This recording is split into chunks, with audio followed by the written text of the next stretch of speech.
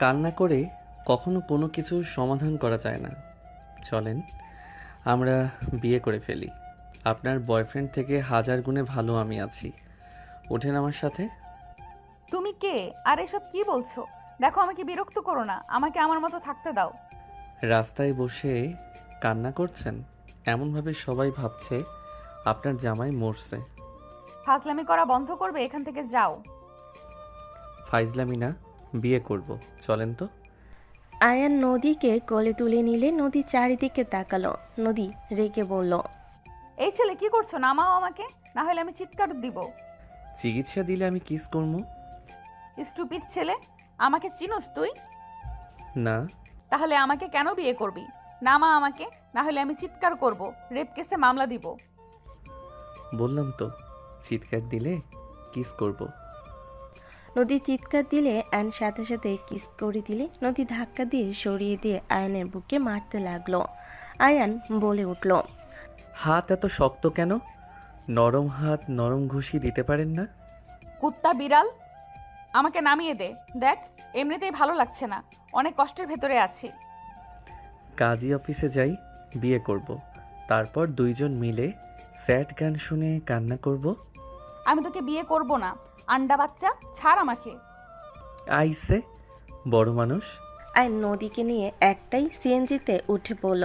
নদী চিৎকার করতে গেলে আয়ন ঠোঁট এগিয়ে দিলে নদী ভয়ে ঢোক গিলে বলে, দেখ, আমি তোকে চিনি না, তুইও না, আমার সাথে এমন করিস না, আমার ফ্যামিলি আমাকে মেরে ফেলবে। আপনি তো এমনিতে মরা, আবার না হয় আমার জন্য একটু মরলেন। কি? আমি মরা মানে? হ, বয়ফ্রেন্ড ছ্যাঁকা দিয়েছে, সেখানে আর আপনি জীবিত আছেন নাকি? তাও ঠিক, কিন্তু তুই আমাকে ছাড়, আমি বাসায় যাব। বিয়ে করে নেই, তারপর যাইয়েন। বাচ্চা পোলা পান, ফাজলামি করিস না। বিয়ে কিন্তু খেলনা না, যখন খেলতে ইচ্ছে করবে খেলবো, আবার যখন মন চাইবে খেলবো না। আমিও তো বাচ্চা না যে বিয়ের মানে জানি না। তাহলে আমাকে ছাড়, আমাকে যেতে দে। আমাকে বিয়ে করলে আপনার বয়ফ্রেন্ড জেলাসি করাতে পারবেন। আপনার বয়ফ্রেন্ড আমাদের কোম্পানির ম্যানেজারের ছেলে। কি কেমনে? হুম। নাটক কম কর। অত বড়লোক হইলে তুই সিএনজিতে করে কাজী অফিসে নিয়ে যাবি। আয়ন কিছুক্ষণ ভাবার পর বলে উঠল, ওকে, মজার করব না। আমার দিকে তাকাও, দেখো তোমার বয়ফ্রেন্ড থেকে আমি কম নাকি বেশি? আমার চেহারা, আমার বডি, আমার হাইট, আমার হাসি দেখো। আয়ন বাচ্চাদের মতো করে তাকালে নদী ভুরু কুচকে তাকিয়ে কিছুক্ষণ ভেবে বলে, ওর থেকে হাজার গুণ বেটার, বাট বাচ্চা লাগে তোকে? এই দেখ, বাচ্চাদের মতো করে তাকিয়ে আসুস। আয়ন গম্ভীর মুখ বানিয়ে বলে, এখন কি তোমার হাজব্যান্ডের মতো লাগছে?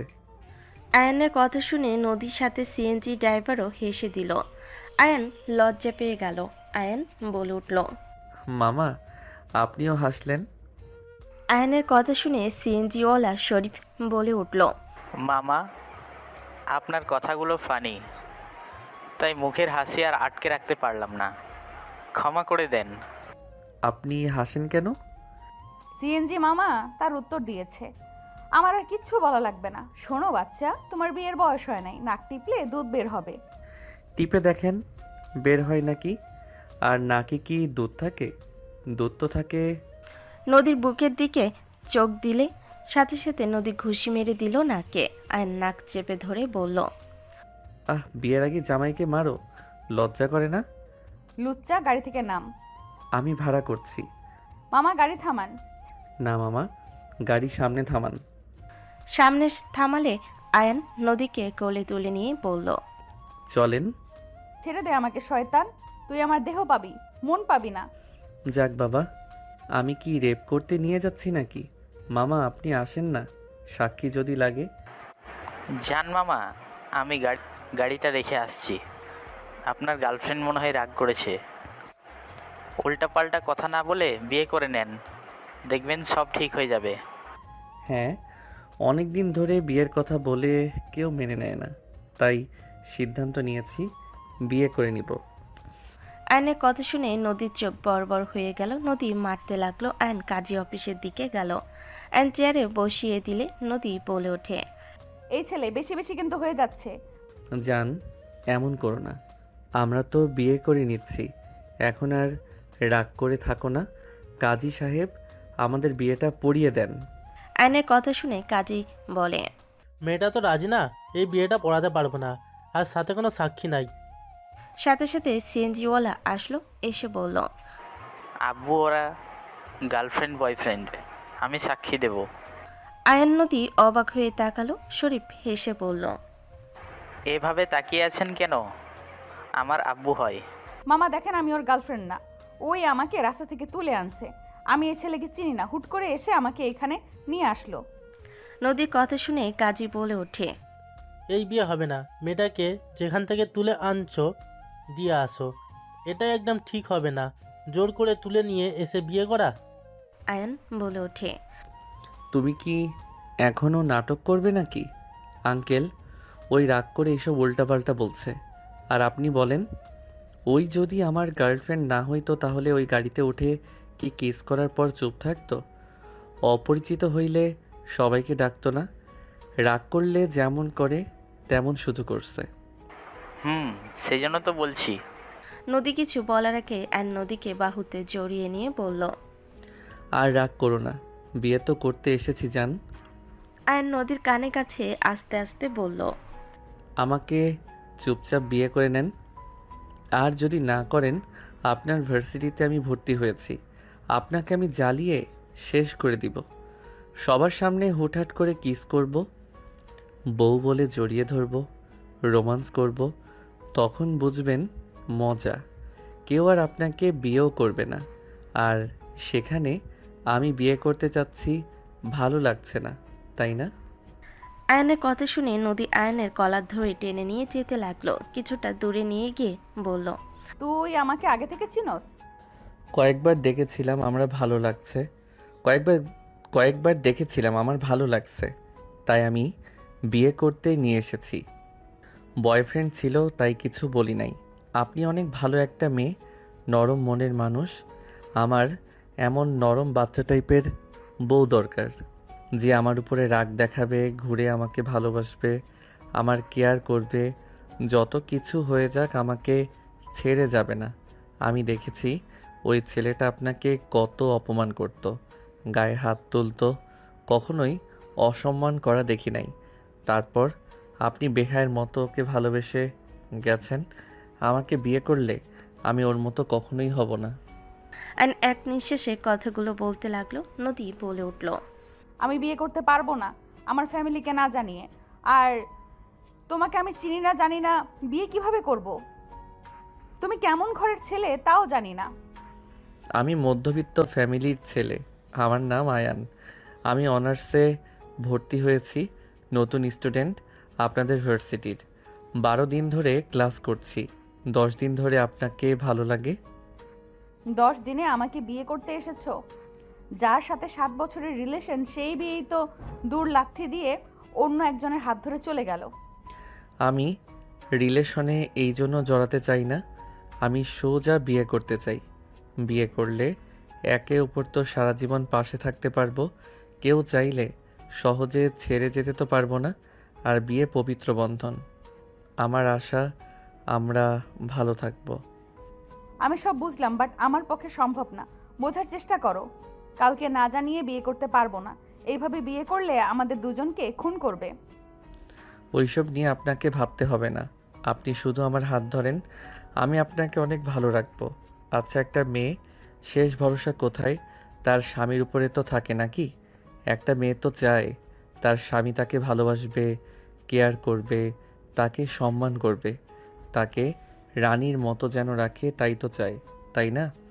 আর আপনি ধরেন ফ্যামিলির পছন্দে বিয়ে করলেন, আপনার স্বামী খারাপ হইল, আপনাকে ভালোবাসলো না, তখন কিন্তু কিছু করার থাকবে না।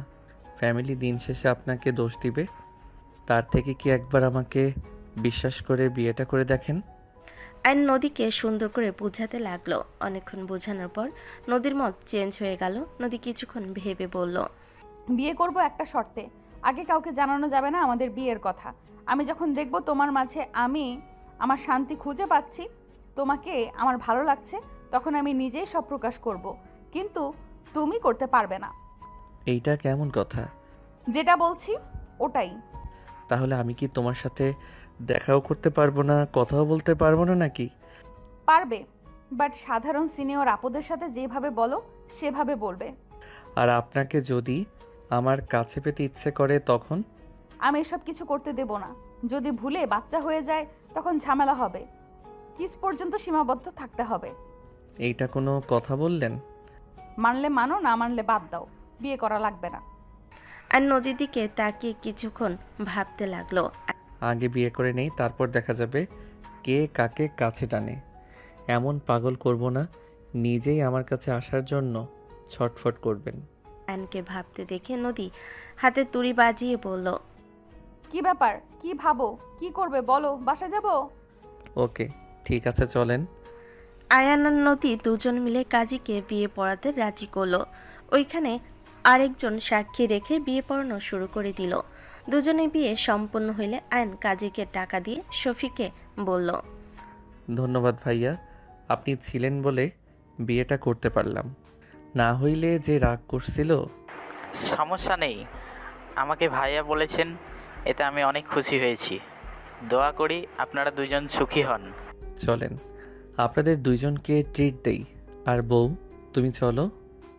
আয়ান, শফিক আর আরেকজন যে ছিল তাকে নিয়ে নদীকে নিয়ে সিএনজিতে করে রেস্তোরাঁয় গেল। চারজন খাবার খাওয়া শেষ হলে আয়ন আরেকজনকে কিছু টাকা দিয়ে বিদায় করে দিল। আয়ন নদী সিএনজিতে উঠে পড়ল। আয়ান বলে উঠল, মামা, আমাকে যেখান থেকে তুলে আনছেন ওইখানে নামিয়ে দিয়েন। আর হ্যাঁ মামা, আপনার নাম্বার দিয়েন তো। আমরা যখন ঘুরতে বের হব আপনাকে রিজার্ভ করলে নিশ্চিন্তে থাকবো। ঠিক আছে মামা। আয়ন শফিকের নাম্বার নিয়ে নিল। আয়নকে আগের জায়গায় নামিয়ে দিল।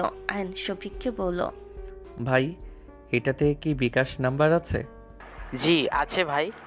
ওকে, আমি খুশি হয়ে পেমেন্ট করছি। চুপ করে থাকেন, কিছু বলেন না। গরিব মানুষ, এর বেশি দিতে পারবো না।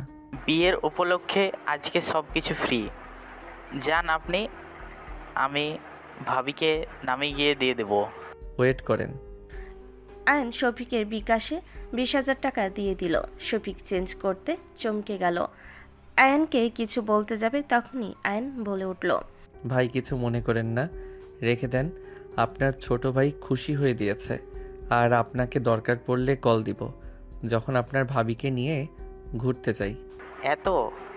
রেখে দেন ছোট ভাইয়ের সামান্য কিছু টাকা। আয়ন SMS দিয়ে বলল, আমি খুশি হয়ে দিয়েছি। ভাবিকে শপিং করে দিয়েন। আর কিছু বলেন না, ভালো থাকেন। আয়ন SMS দিয়ে চলে গেল। শফিক খুশি মুখে চলে গেল। নদীর ঠিকানা অনুযায়ী নামিয়ে দিল। নদী বলে উঠল, মামা ওই কত দিছে জানি না, হয়তো অল্প দিয়েছে, আমি আপনাকে দিচ্ছি। ধন্যবাদ মামা, অনেক সাহায্য করলেন। আর মামা, আমাদের ব্যাপারে কেউ কিছু জিজ্ঞাসা করলে বলেন না, আপনি এই 5,000 টাকা রাখেন। না না আফা, আমি কিছু পারবো না। আমি বলে দিয়েছি, উনি সব কিছু দিয়ে দিয়েছে, ভালো থাকবেন। শফিক সিএনজি টেনে চলে গেল। নদী কিছু না বলে বাসার ভেতরে চলে গেল। ওইদিকে আয়ন গাড়ি আসলে আয়ন উঠে পড়ল। আয়ন গাড়িতে উঠে ফোন চালাচ্ছিল। ওইদিকে নদী গোসল করে হেয়ার ড্রাই করে খাটে বসে ফেসবুকিং করছিল। হঠাৎ করে ওর সামনে আয়নের আইডি সামনে আসলো। নদী আয়নের আইডির ভিতরে প্রবেশ করলো। ভিতরে লক দেখে নদী ফেক অ্যাকাউন্ট খুলে ফ্রেন্ড রিকোয়েস্ট দিয়ে SMS দিয়ে বলল, আসসালামু আলাইকুম, আপনার পিক দেখে তো ক্রাশ খেয়ে ফেললাম। আপনি এত কিউট কেন? কিছুক্ষণ পর আয়ন SMS দেখলো। নদী ভাবতে লাগলো। লুচ্চা দেখছে, কি বলে দেখি। নদী অপেক্ষা করতে কিছুক্ষণ পর দেখে ব্লক মেরে দিয়েছে। নদী ভেবা চেকা খেয়ে গেল। কিছুক্ষণ পর আসল আইডি দিয়ে ফ্রেন্ড রিকোয়েস্ট দিলে অ্যাকসেপ্ট করলো। সাথে সাথে আয়ন বলে উঠল, আসসালামু আলাইকুম বউ, কি করেন? আয়নের SMS দেখে বুকের ভেতর কেঁপে উঠল নদীর। নদী SMS দিয়ে বলল, ওয়ালাইকুম সালাম। এই বউ বলবে না, আমার ফোন আমার বোনেরাও নেয়। কি বলবো, বউকে বউও বলা যাবে না? কোন যুগ আইলো রে বাবা। স্টুপিড, এই আইডি পাসওয়ার্ড দাও। না। কি? ও কত মাইয়া মানুষের সাথে বিয়ে করছো এইভাবে? নদী SMS লেখে যেই SMS সেন্ড করবে সাথে সাথে অ্যান্ড পাসওয়ার্ড জিমেইল দিয়ে দিল। নদী সাথে সাথে SMS ডিলিট করে ফেলল। নিব না। আমার কেউ নাই, তাই নিলে কোনো সমস্যা নাই। এইটা যে তোমার আসল আইডি প্রমাণ কি? এমনও তো হইতে পারে ফেক অ্যাকাউন্ট আছে। অন্যদের সাথে কথা বলো। ভিডিও কল দাও, আমি তোমাকে স্ক্রিন শেয়ার করি। দরকার নাই, ঠকালে তুমিও ঠকবে। আমি তোমাকে এখনো ভালোবাসি নাই। তাই হুম। যাই হোক, খাইছো? না, গোসল করে বসে আছি, আর কয়বার খাবো? ও সরি, ভুলে গেছিলাম। ওই জান, তোমার একটা পিক দাও না, একটু দেখি। ছ্যাঁচড়া পোলাপানদের মতো কথা বলা শুরু করছো। ওকে, লাগবে না, বাই। আয়নের কথা শুনে নদী নিজের অজান্তেই খারাপ লাগলো। নদী কয়েকটা সেলফি তুলে আয়নকে পাঠিয়ে দিল। দেখে আয়ন অফলাইনে চলে গেছে। নদীর ডাক আসলে নদী নিচে চলে গেল। আয়ন বাসার ভিতর প্রবেশ করলে আয়নের মম বলে উঠল, আয়ান, সারাদিন কোথায় ছিলে? একটু ঘুরলাম, কিছু বলবে? তোমার ড্যাড জিজ্ঞেস করছিল কোথায় গেছো, যাও তোমার ড্যাডের সাথে কথা বলে আসো। আয়ন ওর ড্যাডের সাথে দেখা করতে গেল। ওর ড্যাড রুমে গিয়ে বলল, ড্যাড আসবো? হ্যাঁ এসো। আয়ন চেয়ারে বসলে ওর ড্যাড ওর দিকে তাকিয়ে বলল, তোমাকে যেটা বলতে চাচ্ছি, আমরা দেশের বাইরে যাব, তুমি তো এখানে ভর্তি হইলে, তোমাকে আর কি বলবো। এখানে ভালো লাগছে আমার, আর আপনারা চলে গেলে আমি বাগান বাড়িতে চলে যাব। এখানে থাকতে কি সমস্যা? ওইখানে আমার ভালো লাগে, প্রকৃতির মাঝে থাকতে আমার কাছে খুব ভালো লাগে। এখানে থাকলে দেশে থাকা আর বিদেশে থাকার কোনো পার্থক্য বুঝি না। তোমার খালামণির বাসায় গিয়ে থাকবে।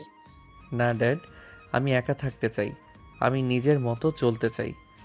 এখানে থাকা রিক্স, বুঝছো? আমাকে তো কেউ চেনে না, আমি বাসা ভাড়া করে থাকবো। আমি তোমাকে এখানে একা রেখে যেতে ভয় পাচ্ছি, তুমি তোমার খালার বাসায় থাকবে। ড্যাড, আমার কিন্তু রাগ হচ্ছে, আমার উপরে চাপিয়ে দিবে না তো সব কিছু? আমি আমার মতো থাকবো। আয়ন কথাগুলো বলে বের হয়ে গেল। রাতে আয়ন ওর ড্যাড মমকে এয়ারপোর্টে ছেড়ে দিল। আয়ন এয়ারপোর্ট থেকে বের হয়ে সাধারণভাবে রিক্সা নিয়ে ভাড়া বাসায় চলে গেল। আয়ন বাসার ভিতরে গেলে আয়ান বলে উঠল, মোটামুটি ভালো, এখানে আরামে থাকা যাবে। আব্বুর গার্ডরা তো আমাকে খুঁজে পাবে না। আয়ন খাটে শুয়ে পড়ল। সকালে ঘুম ভাঙলে দরজার পাশ থেকে ডাক দিল। আয়ন ঘুম ঘুম চোখে দরজা খুলে সামনে থাকা ব্যক্তিকে দেখে অবাক হয়ে গেল। আয়নকে দেখে বলল, ছোট লোক, তুই এখানে কি করস? বড়লোক মহিলা, তুই এখানে কেন? আমি এখানে কেন মানে? আমি এই বাড়িওয়ালার মেয়ে। ও, এইটা তোদের বাসা? ছ্যা, আগে জানলে কখনোই ভাড়া নিতাম না। ফকিরনি, বের হয়ে যা। এত টাকা কই পেয়েছিস ফকিরনি? তোর দেওয়া গিফট বিক্রি করে ভাড়া দিয়েছি। ছোট লোক। বড়লোক। দুজন ঝগড়া করলে নদীর আব্বু আসলে তুলি চুপ হয়ে গেল। নদীর আব্বু বলল, বাবা, তোমার রুম পছন্দ হয়েছে কি? জি আঙ্কেল। তুলি খাবার দিয়ে আয়নবাবুকে বাসাটা ঘুরিয়ে দেখো। পারবো না, মেজো আপুকে বলেন। আমি বের হব। এই নেন আপনার খাবার, আম্মু পাঠিয়েছে। তুলি আয়নের হাতে ঠাস করে খাবারের বাটি রেখে চলে গেল। আয়নের আব্বু বলে উঠল, কিছু মনে করো না বাবা, আমার ছোট মেয়েটা একটু পাজি টাইপের। আচ্ছা, সমস্যা নাই, আমি কিছু মনে করি নাই। আর আঙ্কেল, খাবার দিলেন? এসব দরকার ছিল না আঙ্কেল। আরে শরম পাও না, নতুন নতুন এসেছো, গুছিয়ে নিতে সমস্যা হবে তোমার প্রথম প্রথম, তাই তোমার আন্টি ভালোবেসে পাঠিয়েছে, খেয়ে নিও। আন্টিকে ধন্যবাদ দিয়েন আমার পক্ষ থেকে।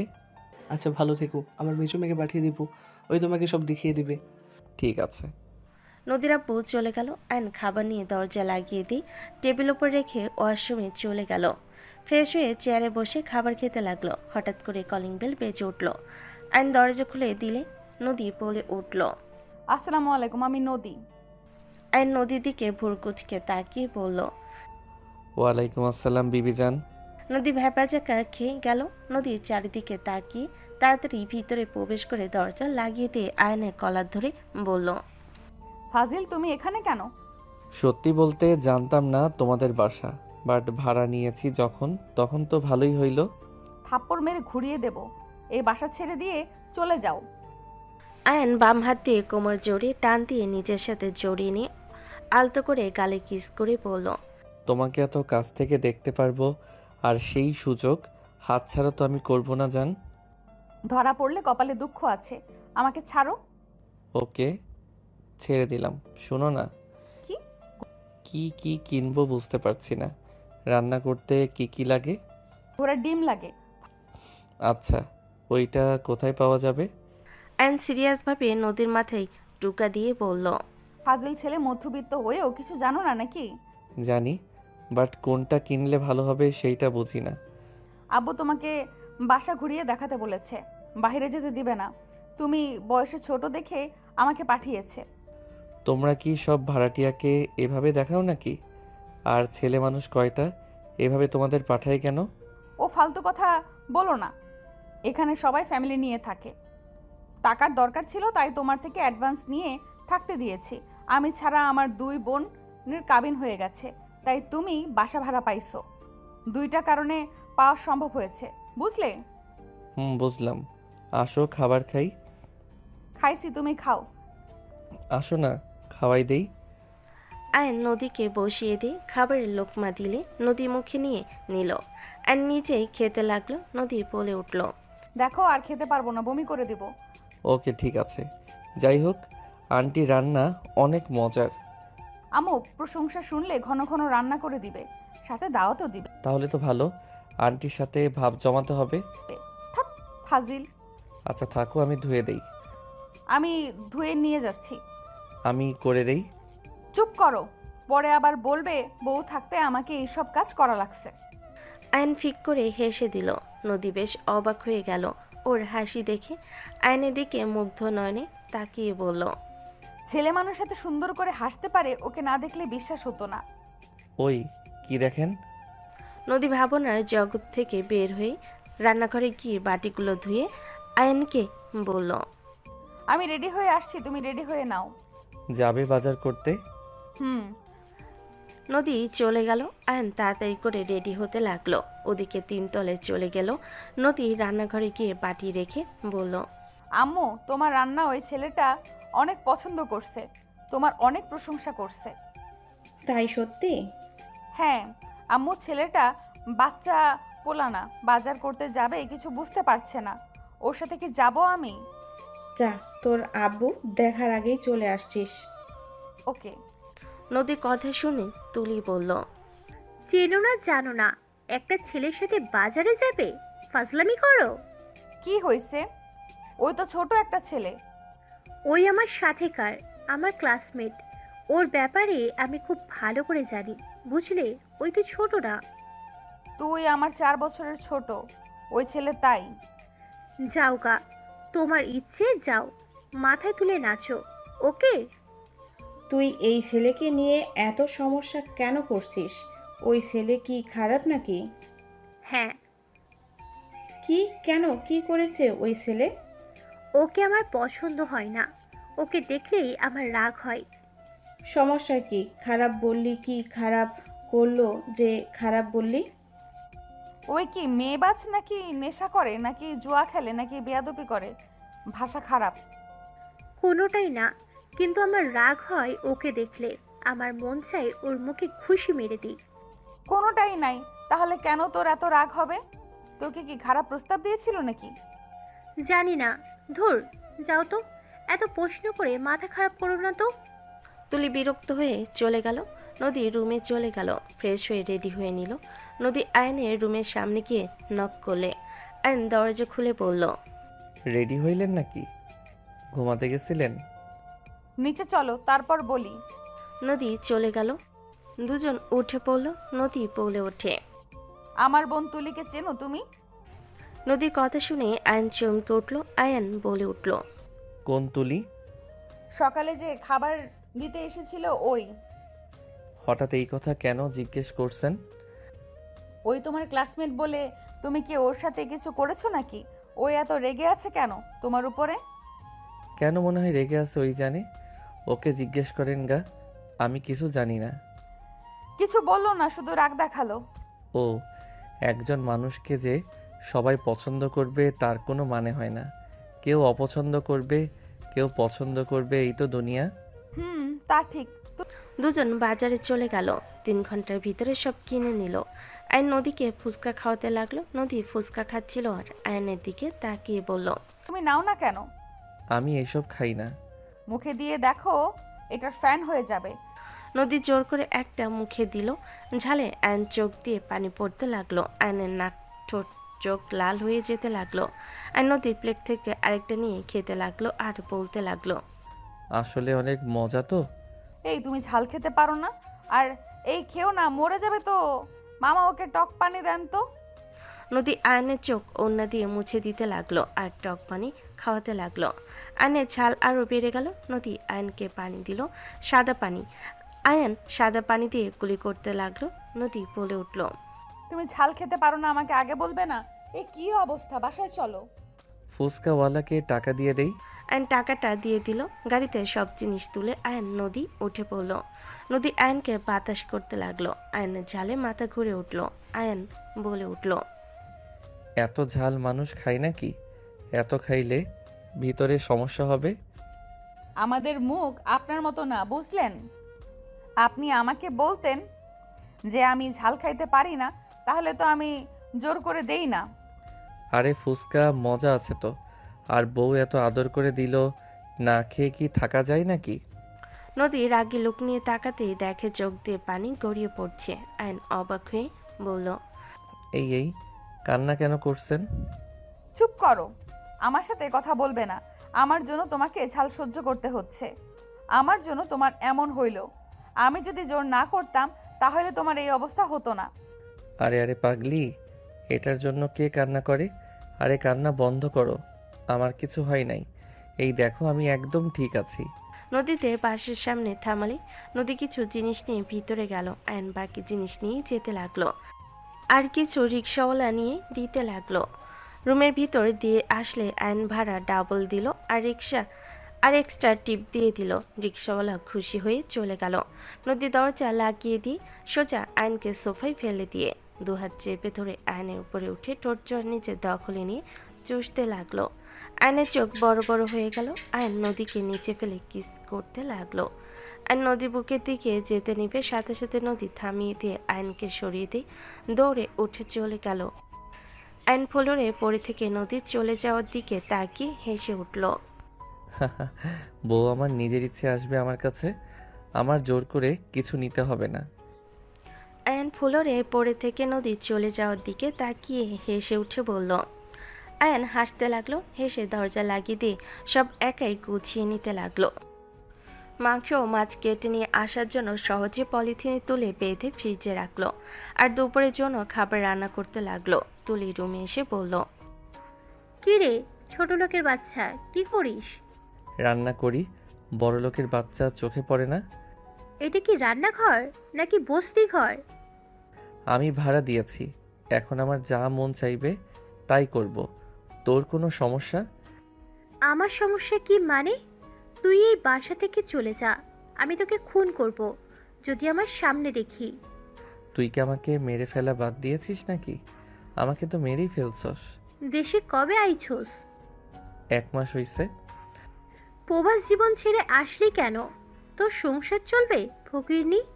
আবার কাকে পটিয়ে তার টাকায় চলবি? তোর বোনদের মধ্যে একজনকে পটিয়ে তোর বাড়ির ঘর জামাই হব। স্বপ্ন দেখতে থাক, আমি থাকতে কখনোই পারবি না। ফকিরনি একটা। আমার জামাই কি করে জানোস? না। খান গ্রুপের ম্যানেজার। ওনাদের তো অনেক কোম্পানি, কোনটাতে? খান গ্রুপ। আয়ন মনে মনে হাসতে লাগলো। আয়ন বলে উঠল, তাহলে তো বড়লোক দেখে পটাইছস। আগেরগুলো কি হইল? এইটাকে বেশি ভালো লাগছে, এইটার সাথে কাবিন করছি। তুই যত আমার সামনে থাকোস তোর প্রতি আমার কোনো ভালোবাসা কাজ করবে না। শোন, এখান থেকে চলে যা, বিদেশ থেকে যা, ইনকাম করছিস তা দিয়ে ফ্যামিলির দেখাশোনা কর আর পড়াশোনা কর। ছোট লোক একটা। তোকে আমার চিন্তা করা লাগবে না। যত নাটক করস আমাকে এখনো ভালোবাসস। দেখ আমার জন্য কত চিন্তা তোর। চুপ কর। ছোট লোককে নাকি আমি ভালোবাসবো? তোকে ভালোবাসার জন্য তোর কি আছে? আছে তো কিছু টাকা, ওইটা শেষ হয়ে গেলে তুই রাস্তায় ভিক্ষুক হয়ে যাবি। তুই আমাকে যে স্বপ্ন দেখিয়ে আমার লাইফ নষ্ট করছিস না, তুই আমার জন্য আফসোস করবি। তোর মতো ছেলের জন্য আমি আফসোস করব? হাসালি আমাকে। শোন, তোর রূপ থাকতে পারে, বাট ছেলেদের রূপের থেকে টাকা সুন্দর, বুঝলি? টাকা থাকলে টাকলা বেটাও বিশ্ব স্মার্ট পোলা, বুঝলি? টাকার বিছানায় ঘুমা যা, এখান থেকে রান্না করতে দে। থাকবই তো। তুলি হাসি দিয়ে চলে গেল। আইন রাগে গাজর দিয়ে ঢিল মারতে গিয়েও মারল না। আইন চুলা বন্ধ করে রাগের দেওয়ালে খুশি মারল। তুলি পিছনে তাকিয়ে বলল, ফকিন্নি, দেওয়ালের কিছু হইলে খবর আছে। তুই যাবি এখান থেকে? তুলি চলে গেলে আইন মাথা ঠান্ডা করে রান্নাঘর পরিষ্কার করে গোসল করতে চলে গেল। গোসল করে শার্ট প্যান্ট ছাদে মেলে দিয়ে তাড়াতাড়ি করে নিজের রুমে এসেছে। খাটে শুয়ে থেকে ভাবতে লাগলো ফ্ল্যাশব্যাক। আইন তুলি ভিডিও কলে আইন কান্না করতে করতে বলছে, তুলি, তুমি তো আমাকে ভালোবাসো, তাহলে তুমি অন্য ছেলেকে বিয়ে করতে পারো না? তুলি প্লিজ, তুমি আমার কথা শোনো, আমি তোমাকে অনেক ভালোবাসি। তুলি, আমাকে ছেড়ে অন্য কাউকে বিয়ে করো না, তুমি লোভ করো না তুলি। চুপ কর ফকিন্নির বাচ্চা, তোকে ধরে থেকে লাভ আছে? তুই আমাকে আর কল দিবি না। তুলি কল কেটে দিয়ে পুলক মেরে দিয়ে ফোন অফ করে দিল। আইন কান্না করতে করতে বারবার কল দিতে লাগলো। আইন পাগলের মতো কান্না করতে লাগলো। আইন পুরো রুম ভাঙচুর করতে লাগলো। আয়নের মম দৌড়ে এসে আয়নকে জড়িয়ে ধরে বলল, আয়ান কুল, কি করছো এসব? ওই মেয়েটা লোভী ছিল, তুমি কেন বুঝতে পারছো না? আয়ান শান্ত হও। আমি ওকে ছাড়া বাঁচব না। আপনারা সব জেনে কেন আমাকে এমন অভিনয় করতে বলবেন? আমি যদি আমার আসল পরিচয় দিতাম, ওই আমাকে ছেড়ে দিত না। আপনারা কেন আমার সাথে এমন করলেন? আয়ান, লোভী মেয়েকে লাইফে আসা থেকে না আসা ভালো। যে তোমাকে ভালোবাসে না তাকে কেন তুমি বিয়ে করবে? লোভী মেয়েরা কখনোই ভালো স্ত্রী হতে পারে না। আয়নর মমের কথা না শুনে কান্না করতে লাগলো পাগলের মতো। মম আয়নকে বোঝাতে লাগলো, আয়ন কোনো কথা শুনলো না। আয়ন নিজেকে শেষ করে দিতে যাবে। আয়নের ড্যাড এসে চাকু ফেলে দিয়ে সজোরে থাপ্পড় মেরে দিয়ে বলল, ফালতু ছেলে একটা। অনলাইনের মেয়ের জন্য নিজের ফ্যামিলির কথা না ভেবে আত্মহত্যা করতে যাচ্ছ। তুমি তো আসলে কাউকে ভালোবাসো না, এইসব তোমার আবেগ, বুঝতে পারছো? যে নিজের জীবনের মূল্য দিতে জানে না সে মানুষ অন্য কাউকে কিভাবে ভালোবাসে? এইসব ভালোবাসা কিছু না। শুনো, তোমার লাইফে আসল ভালোবাসা এখনো আসে নাই। যে তোমাকে সত্যিকারে ভালোবাসবে সেই তোমার টাকা কেনা তোমাকে ভালোবাসবে, তোমার অবস্থান কেনা। তোমার মম কিন্তু আমার অবস্থান কেনা, আমাকে ভালোবেসেছিল। আমি গরিব ঘরের সন্তান ছিলাম, তোমার মমের জন্য আজ আমি এত দূর, বুঝতে পারছো? আয়নের ড্যাডের কথা আয়ন মানল না। আয়ন কান্না করতে লাগলো। হঠাৎ করে দরজা নক করার শব্দ হইলে আয়ন ভাবনার জগৎ থেকে বের হয়ে গেল। আয়ন খাট থেকে নেমে দরজা খুলতেই চমকে গেল। আয়ন রাগে লোক নিয়ে তাকিয়ে বলল, তুই এখানে কেন? সর, এখানে থাকবো, খালু বলেছে তোর সাথে থাকতে। বাসা চিনলি কেমনে? যার দোকান থেকে মালপত্র আনছোস সে আমার আব্বুর ফ্রেন্ড, তার থেকে জানতে পারছি। তুই এখান থেকে যা, ঝামেলা করতে চাচ্ছি না। আমি এখানে থাকবো, না হলে কল দিব। বাড়িওয়ালা এখানে থাকতে দিবে না।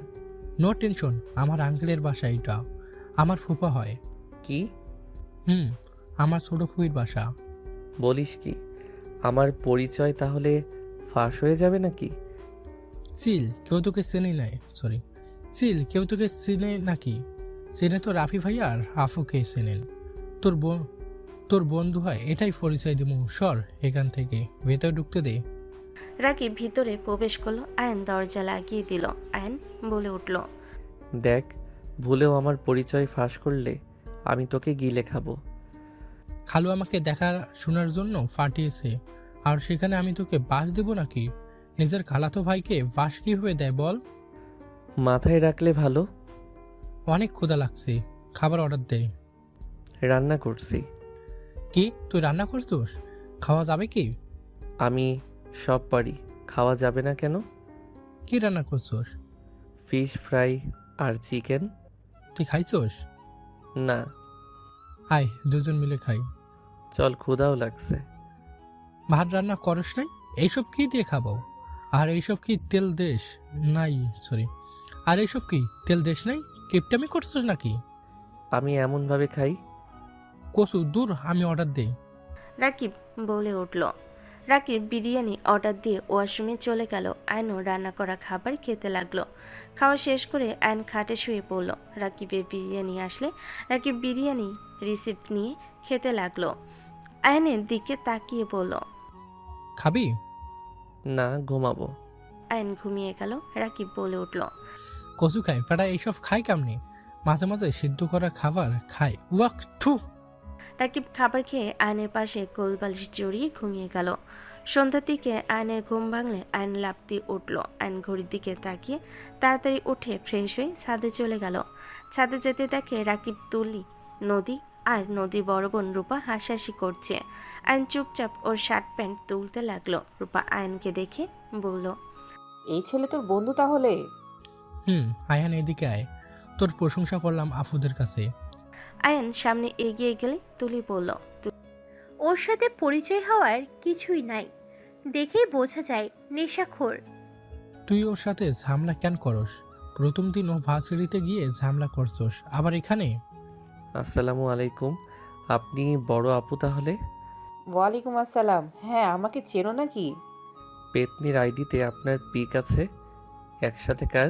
তুলি রেগে আয়নের চুল ধরে বলল, পেতনি কে রে, ছোট লোকের বাচ্চা? কাকে পেতনি বলস?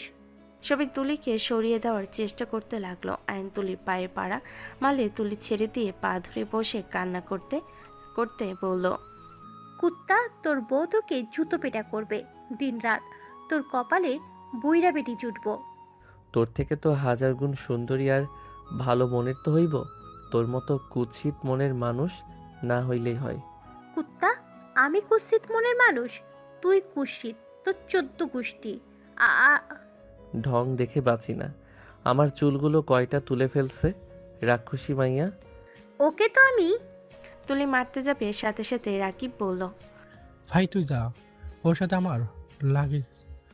যাব না আমি, এখানে বসে থেকে সূর্য অস্ত যাওয়া দেখব। আয়ন কথাগুলো বলে দোলনায় বসে। দোলনায় দোল খেতে খেতে আকাশ দেখতে লাগলো। তুলি উঠে গিয়ে বলল, নাম আমার দোলনা থেকে। নামবো না। তুলি, বেশি বেশি কিন্তু হয়ে যাচ্ছে। তুই তো ইচ্ছে করে আগে ঝামেলা করলি, ও চুল টেনে কি করলি? এখান থেকে চল। আপু, তুমি আমাকে বকা দিচ্ছ? ও যে আমার পায়ে পাড়া দিল, তখন তো কিছু বললে না। তুই ওর চুল ধরে আসোস? ওই কি নিজেকে বাঁচানোর জন্য পদক্ষেপ নিবে না নাকি? তুই ওর চামচামি করবি না। সকাল থেকে ওর হয়ে চামচামি করা শুরু করছস। চুপ কর, কিসের চেঁচামেচি? হ্যাঁ, নদীর আম্মু বলে উঠল, তুলি, কি হয়েছে? কান্না কেন করছিস? আম্মু, ওই আমার পায়ে পাড়া দিয়েছে। আব্বুকে বললাম ওকে এখানে না রাখতে, আমার কথা শুনলো না। ওই ভালো ছেলে না, বারবার বলছি ওকে বিদায় করো। আম্মু, তোমার মেয়ের কথা শুনো না। এই ছেলে কিছুই করে নাই, তোমার মেয়ে পায়ে পাড়া দিয়ে ঝামেলা করলো। রূপা সব খুলে বলে তুলির দিকে রাগি লুক নিয়ে তাকালো। তুলি দৌড়ে চলে গেল। আয়ন নদীর আম্মুকে দেখে উঠে বলল, আসসালামু আলাইকুম আন্টি। ওয়ালাইকুম আসসালাম। বাবা, কিছু মনে করো না। ওই কেন যে এমন করছে বুঝতে পারছি না। সমস্যা নাই আন্টি, আমরা ক্লাসমেট তো একটু ঝগড়া হয়। আচ্ছা আপনারা থাকেন, আমি নিচে চলে যাই। আয়ন সালাম দিয়ে নিচে চলে গেল। নদীর আম্মু বলে উঠল, ছেলেটা কতটা নম্রভদ্র একটা ছেলে। তুলি কেন যে ওকে দেখতে পারে না? এই রাকিব, তুই কি জানোস কেন এমন করে? আমি কিছু জানি না, আর আয়ানের সাথে তো তুলের কিভাবে পরিচয় বুঝলাম না। যাই হোক, আয়ান খারাপ ছেলে না, এটা গ্যারান্টি দিয়ে বলতে পারি। তুই বন্ধু হস, তুই ভালো বলতে পারবি। চারজন কথা বলতে লাগলো। রাকিব বলে উঠল, খালামণি নিচে যায়, ওই বলদ রান্না করে না, আমার রান্না করি গা। সিদ্ধ কোনো কিছু খাওয়ার মতো রুচি আমার নেই। কি সিন্ধু মানে? ওই বাহিরের দেশের খাবার পছন্দ করে বেশি। ফিটনেস ভালো রাখার জন্য যত আকাজ আছে ওই করে। আমি বাঙালি, ওইসব পারবো না। তেল মশলা বেশি না হলে খাবারে কোনো মজা আছে নাকি? তুই আজকে আমাদের বাসায় খা। না, নিচে যাই থাকো। রাকিব দাঁড়া, আমিও যাব তোদের রান্নায় সাহায্য করতে। তাহলে তো ভালোই হয়, আসো আপু। নদী রাকিবের সাথে চলে গেল। রূপা বলে উঠল, আচ্ছা আম্মু, ছেলেটা কেমন বিদেশি টাইপের না? বাংলাটা কিন্তু এত ভালোভাবে বলতে পারে না, আবার 2 লক্ষ টাকা অ্যাডভান্স দিয়ে বাসা ভাড়া নিয়েছে। একদিনের ভিতরে কত কিছু নিয়ে এসেছে, সব তো নতুন মনে হইল। হয়তো ওর বাবার টাকা পয়সা আছে, বাদ দে, ও সব ভেবে আমাদের লাভ নাই। দুজন কথা বলতে লাগলো। নদী রাকিব রান্নাঘরে গেলে দেখে আয়ান শাকসবজি ধুয়ে দিচ্ছে। নদী বলে উঠল, তুমি এখান থেকে সরো তো। আপনি এখানে কি করেন? যা শালা এখান থেকে। আয়ানকে সরিয়ে দিল। নদী ফ্রিজ থেকে মাছ বের করলো। রাকিব সবজিগুলো কেটে দিতে লাগলো। আয়ান বলে উঠল, কি রান্না করবে? মাছের তরকারি। আমি ওইসব খাবো না। রাকিব, তুই একা রান্না কর, অন্যজনকে কেন নিয়ে এসে কাজ করাচ্ছিস? ওই আমার বোন হয়। আর তুই চুপ কর। ব্রেকলি, গাছফ, ফুলকপি, লবণ, গোলমরিচ, অলিভ অয়েল বা মাখন দিয়ে খাইতে তোর কাছে খুব ভালো লাগে নাকি? ভুড়িওয়ালা, চুপ থাক। ওইটাতে তোরা রান্না কর, এটাতে আমাকে করতে দে। চুপ করো, আমি যা রান্না করে দিব সেটাই খাবে। নদী ধমক দিলে আয়ন আর কিছু বলল না। ভদ্র ছেলের মতো চুপচাপ দাঁড়িয়ে রান্না করা দেখতে লাগলো। আয়নের ফোন বেজে উঠলে আয়ন দূরে সরে গেল। আয়ন ওর মম ডেটের সাথে কথা বলতে লাগলো। কথা শেষ হলে আয়ন নদী আর রাকিবের রান্না দেখতে লাগলো। নদীর চুলগুলো বারবার বিরক্ত করলে আয়ন নদীর চুলগুলো কানে পিছনে গুজে দিল। নদী আয়নের স্পর্শে কেঁপে উঠল। রাকিব বলে উঠল, আফু, পিঠে খাবো, তুমি সকালে একটু বানিয়ে দিয়ে তো, আমি ভেজে নিব। আচ্ছা। আয়ন নদীর দিকে মুগ্ধ নয়নে তাকিয়ে দেখতে লাগলো। নদী গরমে ঘেমে গেলে আয়ন ছোট ফ্যান নিয়ে এসে নদীর মুখের সামনে ধরতে লাগলো। রাকিব ভুরু কুচকে বলল, আমার দিকে একটু ধরিস। চুপচাপ রান্না কর। বেঈমান। চুপ কর। নদী মনে মনে খুশি হলেও প্রকাশ করলো না। দুজনের রান্না শেষ হইলে আয়ান বলে উঠল, দুজন বসেন, আমি সব টেবিলে রেখে দিচ্ছি সাজিয়ে। পারবে। হুম। আফু, চলো ফ্যানের নিচে বসি। দুজন বসলে আয়ন সব খাবার সাজিয়ে টেবিলের উপর রেখে ঢেকে রাখলো ছাকনা দিয়ে। আয়ান নদীর দিকে তাকিয়ে বলল, এত গরম, আপনাকে আর রান্না করতে হবে না। আমি এখন মাছ রান্না করতে পারবো, বাট অতিরিক্ত তেল দিয়েছো। বাঙালি হয়ে এই কথা বললে? আমি তো কম তেল দিয়েছি, এতে বলে তেল বেশি দিয়েছি। আপু, ওর কথা রাখো তো। ব্রাশ দিয়ে মাছ মাংসের দিয়ে টফের ভেজে নেয়, তাকে আর কিছু বলো না তো। গোলমরিচ আর বাটার ওইগুলোকে খায় রে বাবা, ওর হাতে শুধু লুডুসটা মজা লাগে। আচ্ছা, তুমি এসব খাবার কোত্থেকে শিখেছো? আর তোমার ভাষা কেমন বিদেশিদের মতো? বাংলা স্পষ্ট বলতে পারো না? কই বলতে পারি না, আমার কণ্ঠ এমন, আমি কি করব। আচ্ছা, দুইজন খেয়ে নিও, আমি গেলাম। খেয়ে যান এখানে। না, আসছি, পরে খাবো। নদী চলে গেল। আয়ন রাকিব দুজন ফ্রেশ হয়ে পড়তে বসলো। কারেন্ট গেলে দুজন ছাদে উঠে গেল। মানুষ দেখে রাকিব নদীতে কাছে গেল। আয়ন দূরে এক কানিতে দাঁড়িয়ে। আয়নের ফোন বেজে উঠল। আয়ন কল রিসিভ করলো। হুট করে কারেন্ট আসলে একজন আয়নকে জড়িয়ে ধরলো। ছাদের সবাই ওদের দিকে তাকিয়ে আছে। আয়ন ধাক্কা দিয়ে সরিয়ে দিয়ে বলল, হচ্ছেটা কি? ব্যথা পেলাম তো। কে আপনি? রাইসা, হচ্ছেটা কি?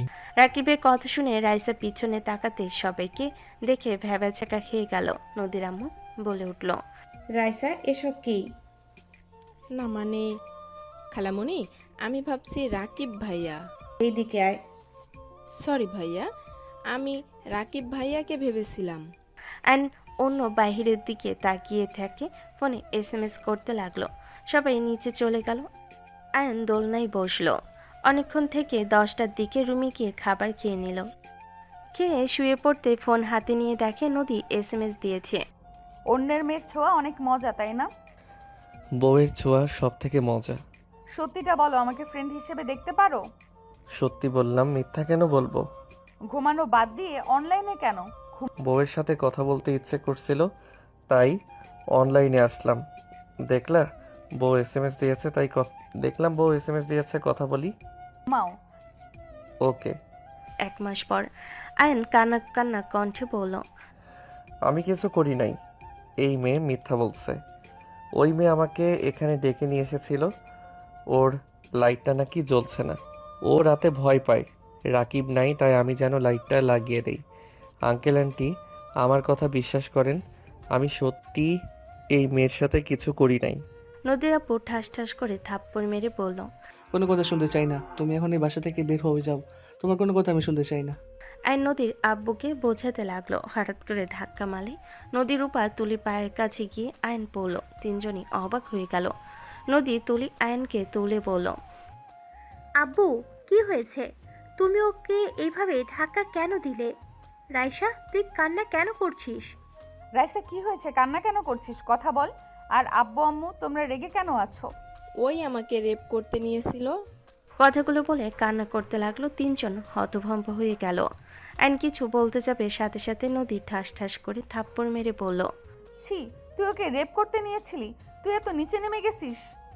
তোকে তো আমি সেদিন অনুমতি দিলাম, তারপরও তুই ছোট বোনের দিকে নজর কিভাবে দিলি? তুই এত জঘন্য একটা ছেলে, আমি তো তোকে ভালো ভাবছিলাম। নদী আয়নকে একের পর এক মারতে লাগলো। আয়ন হাত দিয়ে নিজের মুখ বাঁচাতে লাগলো আর বলতে লাগলো, বিশ্বাস করেন আমি কিছু করি নাই। ও মিথ্যা বলছে। ও আমাকে মিথ্যাভাবে ফাঁসাচ্ছে। আমি কিছু করি নাই। আমার কথা আপনি অন্তত বিশ্বাস করেন। তুলি নদীর হাত ধরে সরিয়ে দিয়ে বলল, আপু থামো। আয়ান, সত্যিটা কি? আমার বিশ্বাস হচ্ছে না তুমি এমন কিছু করতে পারো। আমাকে সত্যিটা বলো তো, কি হয়েছে? তুমি তো আমাকে ঘৃণা করো। তুমি আমার কথা কি বিশ্বাস করবে নাকি? তুলি ধমকে সুরে বলল, আমি বিশ্বাস করি আর না করি, তোমাকে সত্যিটা বলতে বলেছি, বলো। আপু, আমি বলি ও সম্পূর্ণ মিথ্যা কথা বলছে। তুই চুপ কর। তুই তো রেপ হতে হয়েছিলি, তোর তো লজ্জা থাকার দরকার। সেখানে কিভাবে এসব বলবি? আয়ান, উত্তর দাও, কি সত্যিটা? আমি রুমে শুয়েছিলাম, ঘুমাবোর জন্য শুয়ে থেকে দোয়া পড়ছিলাম। হঠাৎ করে দরজায় নক হইলে আমি দরজা খুলে দেখি ওই এসে আমাকে বলে ওর লাইটটা নাকি জ্বলছে না। ও রাতে ভয় পায়, রাকিব নাই, তাই আমি যেন লাইটটা লাগিয়ে দেই। আমি রাজি হচ্ছিলাম না। আমি বারবার বলছিলাম যে আঙ্কেল আন্টি তোমরা কেউ নাই, এখন যাব না। তারা আসলে আমি বা রাকিবকে পাঠিয়ে দেব। উনি শুনে না, জোর করছিল, অনেক রিকোয়েস্ট করাই আমি যেতে বাধ্য হই। ওনার রুমে গেলে উনি দরজা লাগিয়ে দেয়। আমি ফোনের লাইট জ্বালিয়ে বলি, কী ব্যাপার, দরজা কেন আটকাচ্ছেন? মিথ্যা কথা। ও দরজা লাগিয়ে দেয়, আমি দেই নাই। ওই লাগিয়ে দিলে আমি ভয়ে বলি, দরজা কেন লাগিয়ে দিলেন? তুই চুপ কর, আমি একজনের মুখে শুনতে চাইছি। আয়ান, তুমি বলো। তারপর উনি নিজের শার্টের বোতাম খুলতে থাকে। আমি ওইখানে না থেকে দৌড়ে দরজার কাছে আসি। উনি আমাকে পিছন থেকে খামচি দিয়ে টেনে ধরে। আমি হাত ধরে ধাক্কা মেরে দরজা খুলে দৌড়ে যেতে নিলে উনি আমার পায়ে ওই লাঠি দিয়ে বাড়ি দেয়। দেখো এখনও ওইখানে আছে। আমি উঠতে গেলে কলিং বেল বেজে উঠলে ওই চিৎকার শুরু করে দেয়। তারপর তো আঙ্কেল আন্টি ভিতরে ঢুকলো। তুলি, বিশ্বাস করো আমি একটা কথাও মিথ্যা বলি নাই। অ্যান্ড এক প্রকার কান্না করে দিল। রাইসা এসে বলল, একদম মিথ্যা কথা বলবি না। তুই এখান থেকে যা, না হইলে তোকে আমি জেলে দিব। একটা মেয়ে কখনোই নিজের মান সম্মান নষ্ট করবে না। তুই এইসব করছস? রাইসা, তুই সত্যিটা বল। লাইট লাগানোর কথা সত্যি, আমি ওইখানে গেছিলাম, কিন্তু বাকি যা বলল সব কিছু আমার জায়গায় নিজেকে বসিয়ে দিয়েছে। নদীর আগে আয়নের মাথার ফুলদানি দিয়ে বাড়ি মেরে রেগে বলল, কেন এমন করলি? আমাকে তো তুই বলতে পারতি। লুচ্চা কোথাকার, তুই আমার চোখের সামনে থেকে যা, তোকে দেখে আমার ঘৃণা আসছে। নদী কান্না করতে করতে আবার মারতে যাবে। তুলি সাথে সাথে হাত ধরে সরিয়ে দিয়ে আয়নকে ধরে ওর ওড়না দিয়ে মাথায় বেঁধে দিল। আয়ন কান্না করতে করতে বলল, নদী, আমি কিছু করি নাই। নদী, আমাকে বিশ্বাস করো, আমি আল্লাহর কসম করে বলছি আমি কিছু করি নাই। প্লিজ আমাকে বিশ্বাস করো। তোকে বিশ্বাস কখনোই না। আমি অনেকবার তোকে রাইসের দিকে তাকিয়ে থাকতে দেখেছি। তোর আগে থেকে রাইসের উপরে নজর ছিল। আমার ধারণা ভুল ছিল না, সঠিক ছিল। ছি। হ্যাঁ আপু, আমি ভাবছিলাম ছোট বোন হিসেবে হয়তো দেখে তাই তাকিয়ে থাকতো। কে জানতো তার মানে এইসব চলছে। রাইসার কথা শুনে তুলি নিজের রাগ কন্ট্রোল করতে পারল না। তুলি ঠাস ঠাস করে রাইসাকে থাপ্পড় মেরে বলল, আর একটা নোংরা কথা আয়ানের নামে বললে আমি তো জিব্বা টেনে ছিঁড়ে ফেলবো।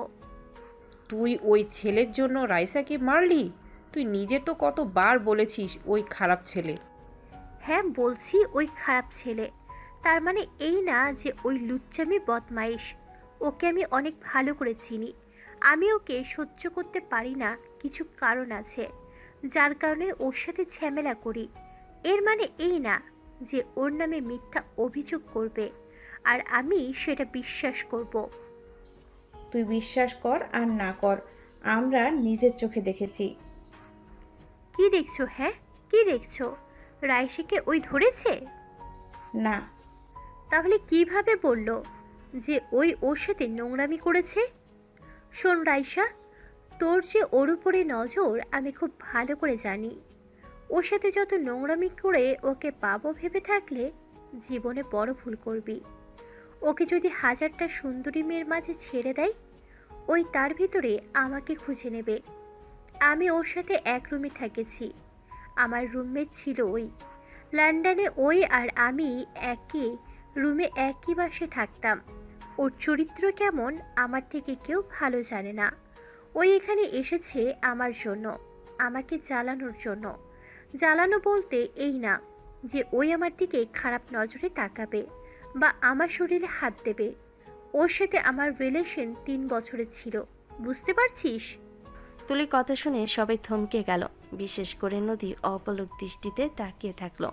রাইসা কিছু বলতে যাবে, ওকে থামিয়ে দিয়ে তুলি বলল, আমি ওর গার্লফ্রেন্ড হওয়ার সত্ত্বেও, একই ঘরে থাকার শর্তে ও আমাকে স্পর্শ করে নাই। আর তোকে চেনে না জানে না ভালো করে, আর তোকে রেপ করতে আসবে? ওর খেয়ে কাজ নেই? তোর কাছে যাওয়া লাগবে? ওর পিছনে হাজারো সুন্দরী মেয়ে ঘোরে, আর সেখানে এসেছে ওর মতো মেয়েকে নাকি রেপ করতে আসবে, তাও আবার মান সম্মান নষ্ট করার জন্য। 3 বছর ধরে ওকে চিনি, ও মেয়েদের সম্মান করতে জানে। এত ভালো তো তাকে বিয়ে না করে অন্য একজনকে কেন বিয়ে করছো? তুলি রাইসার কথা শুনে থমকে গেল। তুলি রাগ গলে পানি হয়ে গেল। তুলি আয়নের দিকে তাকালো। আয়ন বলে উঠল, তুলি, আমার তোমার উপরে কোনো রাগ অভিমান কোনোটাই নাই। আমি কখনোই ভাবতে পারি নাই তুমি আমাকে বিশ্বাস করবে। আমি তোমাকে ঠকিয়েছি, তোমার সাথে খারাপ ব্যবহার করি ঠিকই, বাট এটা তো মিথ্যে না। আমি 100% গ্যারান্টি দিয়ে বলতে পারি তুমি কখনো কোনো নারীকে অসম্মান করতে পারো না। তোমাকে মিথ্যা অভিযোগ দেবে আর আমি সেটা বিশ্বাস করব, এটা কখনোই সম্ভব না। তোমার সাথে আমার ব্যক্তিগত ঝামেলা, তাই বলে আমি তোমার বিপদের সময় পাশে থাকবো না এটা ভেবো না। ওয়েট, আব্বু তুমি না সিসি ক্যামেরা লাগিয়ে রেখেছো ডাইনিং রুমে? তুলি দৌড়ে গেল। রাইসা ভয় পেয়ে গেল। তুলি ওর আব্বুর ল্যাপটপ নিয়ে আসলো। ভিডিও চেক করতে রাইসা বাধা দিতে লাগলো। তুলি ধাক্কা দিয়ে সরিয়ে দিয়ে ভিডিওটা দেখে সবাই হতভম্ব হয়ে গেল। নদীর আপু আগে রাইসার গালে সজোরে থাপ্পড় মারল। নদীর আপু লজ্জায় ঘৃণায় বলল, ছি, তুমি এত নিচে নামতে গেছো? তুমি এখন এই বাসা থেকে বের হয়ে যাও। একটাই মেয়ে হয়ে কিভাবে এতটা ছেলের সাথে এমন জঘন্য কাজ করতে পারো? সব সময় শুধু ছেলেদের দোষ হয়। ছি, তোমাকে আমার ভাগ্নি বলতেও ঘৃণা হচ্ছে। বের হয়ে যাও, তোমাকে যেন কখনো এই বাসায় আশেপাশে না দেখি। রাইসা কিছু বলতে গেলে তুলি থাপ্পড় মেরে দিয়ে বলল, বের হয়ে যায় এখান থেকে। রাইসাকে বের করে দিয়ে তুলি দরজা লাগিয়ে যেই ঘুরতে যাবে, আইন তুলির পায়ের কাছে বসে কান্না করতে করতে বলল, তুলি, আমাকে ক্ষমা করে দিও।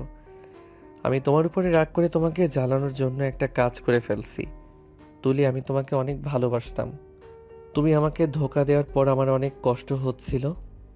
আমি দেশে এসেছি তোমার আশেপাশে থাকার জন্য, তোমাকে দেখার জন্য। তোমাকে দেখার জন্য তোমাদের ভার্সিটিতে ভর্তি হয়েছি। কিন্তু আমি তোমাকে দেখিয়ে দিতে চাইছিলাম আমি একজন ভালো হাজব্যান্ড হতে পারি। তুমি আমাকে ছেড়ে দিয়ে ভুল করছো, সেটার জন্য আমি তোমার মেজ বোনকে জোর করে বিয়ে করছি। আয়নের কথা শুনে সবাই থমকে গেল, নদীর দিকে তাকালো। আয়নের কথা শুনে নদীর আম্মু বলে উঠল, হোয়াট, তুই নদীকে বিয়ে করছস মানে? নদী এসব কি? আম্মু, আমার কথাটা শোনো। রূপা নদীর গালে থাপ্পড় মারল, আরেকটা মারবে। সাথে সাথে আয়ন নদীর সামনে গিয়ে দাঁড়িয়ে বলল, ওকে মারবেন না, ওর দোষ নাই। আমি ওকে ব্ল্যাকমেইল করে বিয়ে করেছি। উনি আপনাদের অনেক ভয় পায়, উনি বিয়ে করবে না। আমি ওনাকে অনেক ভয় দেখিয়ে বিয়ে করি। আর আমি শুধু এই বাড়ির জামাই হওয়ার জন্য এমন করছি। অভিনয় করতে চাইছিলাম, বাট আমি নদীকে অনেক ভালোবাসি। নদী বিয়ে প্রকাশ করতে না করছিল, বাট আমি করে দিলাম, কারণ আমি আর এই গোপনীয়তা রাখতে পারছি না। আমি আমার স্ত্রীকে নিয়ে ভালো থাকতে চাই। যদি নদী আমাকে বিশ্বাস করে আমার হাত ধরে, তাহলে আমি নদীকে আমার মৃত্যুর আগ পর্যন্ত চাই। আমি চাই না তুমি আমাকে ধোকা দিয়েছো। তুমি আমার ছোট বোনের উপরে প্রতিশোধ নিতে গিয়ে আমাকে বিয়ে করেছো। তুমি একটা প্রতারক, তোমাকে আমি ঘৃণা করি। তুমি আমার চোখের সামনে থেকে চলে যাও। I hate you Ayaan. আমি তোমাকে ঘৃণা করি। কোনো প্রতারককে আমি আমার স্বামী হিসেবে চাই না। আমি তোমাকে ঘৃণা করি আয়ান। তুমি আমাকে এই মুহূর্তে তালাক দিয়ে চলে যাবে। নদী, আমি মানছি আমি তোমার সাথে অন্যায় করছি। I really love you. I hate you Ayaan. আমি তোমাকে ঘৃণা করি। কোনো প্রতারককে আমি আমার স্বামী হিসেবে চাই না। আমি তোমাকে ঘৃণা করি আয়ান। তুমি আমাকে এই মুহূর্তে তালাক দিয়ে চলে যাবে। সম্ভব না, আমি তোমাকে ভালোবাসি। আমি তোমাকে বিয়ে করছি, আমি তোমাকে কখনোই তালাক দিব না। আমি জানি তুমি আমাকে ভালোবাসো, কিন্তু আমার প্রতি তোমার কোনো বিশ্বাস নাই, যেটা কিছুক্ষণ আগেও দেখতে পাইছি। হ্যাঁ, নাই। আমার বিশ্বাস তোমার প্রতি। তোমাকে আমি ঘেন্না করি। চলে যাও এখান থেকে। নদী আয়নকে ধাক্কা দিয়ে বের করে দিল। আয়ন দরজা ধাক্কালে নদী বলে উঠল, আমার সাথে যদি যোগাযোগ করার চেষ্টা করো, আমার মরা মুখ দেখবে। ছি, ভাবতেও ঘৃণা লাগছে। ছোট বোনের বয়ফ্রেন্ড নাকি আমার হাজবেন্ড। ছি, নিজের প্রতি ঘৃণা হচ্ছে। আমি তোমাকে এখান থেকে নিয়ে যাব। আমি আর চলে যাচ্ছি, আমি তোমাকে নিতে আসবো। আয়ন চলে গেল 5 মাস পর। নদীর বাড়িতে এক এক করে সোনার গহনা থেকে শুরু করে শাড়ি, ডায়মন্ড সেট থেকে শুরু করে যত দামি মেকআপ প্রোডাক্ট যত মেয়েদের লাগে সব কিছু এক এক করে গাড়িতে করে নদীর বাসার সামনে থামলো। হইচই বেঁধে গেল। নদীর আব্বু আম্মু সবাই বারান্দা থেকে অবাক হয়ে তাকিয়ে বলল, এত গাড়ি, এত জিনিস কার জন্য আসলো? আমার তো মাথা ঘুরছে, এত কোটিপতি কে হলো? কার জন্য এত গাড়ি? আম্মু দেখো দেখো, মামা মামি নেমেছে গাড়ি থেকে। সবাই অবাক হয়ে গেল। কলিং বেল বাজলে সবাই বসার ঘরে চলে গেল। নদী অবাক হয়ে বলল, কি ব্যাপার, সবাই ছোটাছুটি কেন করছো? নদীর আম্মু দরজা খুলতে এক এক করে সবাই ঢুকে পড়ল আর সব কিছু রেখে যেতে লাগলো। সবার মাথা ঘুরতে লাগলো। নদীর আম্মু বলল, আমার মাথা ঘুরছে। এইসব আমাদের বাসায় নাকি আমি স্বপ্ন দেখছি? কি হচ্ছে? কেউ আমাকে চিমটি দাও। আম্মু, এসব সত্যি আমাদের বাসায় এসেছে? আম্মু, মামা মামি এসেছে? সবাই আয়নের খালাখালুর দিকে তাকিয়ে বলল, ভাবি এসব কি? ভাইজান এত জিনিসপত্র কেমনে কি? আর লটারি পেলে আমাদের এখানে কেন নিয়ে আসবে? বুঝলাম না কাহিনী কি। শালা, কাহিনী কি বলতো? আমার মাথা ঘুরছে। খালামনির কথা শুনে সবাই ভুরু কুচকে তাকালো। খালামনি কিছু বলতে যাবে, তখনই আয়নের মম ড্যাড বাসার ভিতর প্রবেশ করলো। সবাই থমকে গেল। তুলি রূপা বলে ওঠে, এইগুলো কি আমাদের দুজনের জন্য নাকি? স্যার, ম্যাম, আপনারা? আমি কি স্বপ্ন দেখছি নাকি কেউ আমাকে চিমটি দেও? দুলাভাই, স্বপ্ন না বাস্তব? নদীর আব্বু আম্মু নদী বাদে সবাই আয়নের আব্বু আম্মুকে বলতে দেওয়ার জন্য উঠে পড়ে লাগলো। আয়নের মম বলে উঠল, বিআইবিএন সাহেব, আপনারা এত উত্তেজিত হবেন না। আফা, আমার বউটা কোনটা? কালো ড্রেস পরা। নদী, সালাম দে তোর শ্বশুর শাশুড়ি। খালামনির কথা শুনে সবাই চোখ বড় হয়ে গেল। আয়নের আব্বু আম্মু সোফায় বসে পড়ল।